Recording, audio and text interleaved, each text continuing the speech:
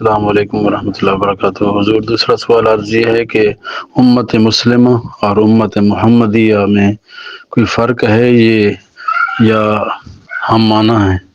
اس میں بھی اگر کوئی فرق ہے تو اس کی وضاحت ارشاد فرما دیں۔ السلام علیکم ورحمۃ اللہ۔ السلام علیکم ورحمۃ اللہ۔ گرامی قدر، عام بول چال میں عام استعمال میں تو یہ دونوں ایک ہی معنی میں مستعمل ہوتے ہیں۔ اس کو کہتے ہیں مترادف، امت مسلمہ یا امت محمدیہ۔ مسلمانوں کو امت محمدیہ کہتے ہیں۔ عام بول چال میں یہ دونوں کا مطلب ایک ہی ہے، لیکن علمی لحاظ سے تھوڑا فرق ہے۔ امت مسلمہ اس امت کو کہتے ہیں جو مسلمان بھی ہو، نبی کی امت ہو اور مسلمان بھی ہو۔ امت محمدیہ